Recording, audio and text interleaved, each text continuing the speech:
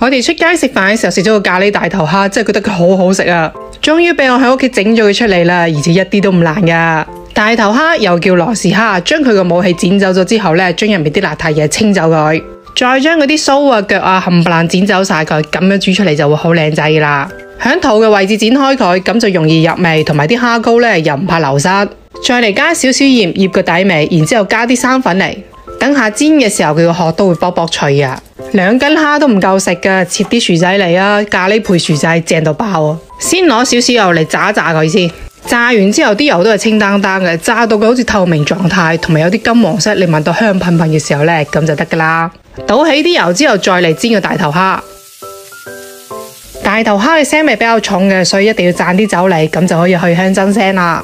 兜勻之後呢，就加啲洋蔥嚟，再翻炒佢幾下，嗱，成屋都聞到香噴噴嘅啦。然之後再嚟加咖喱醬，呢個咖喱醬嘅咖喱味非常之香濃，而且一次用一袋非常之方便。再嚟將啲薯仔擺埋落嚟，嗱，記得兜香，然之後再加水啊，加嘅係滾水，大概2碗左右，然之後煮到佢分零鐘，咁就得噶啦。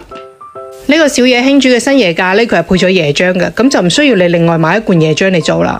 每次煮嘅時候用1包就夠噶啦，咁又有咖喱醬又有椰漿，真係好方便。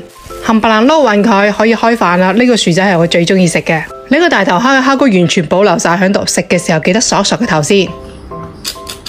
啲蝦膏配埋佢汁真係超正啊！呢個靚妹一個人都可以食晒成碟蝦。雖然係天氣好熱，但係咖喱撈飯真係好送飯噶，而且做法咁簡單，你都嚟試下。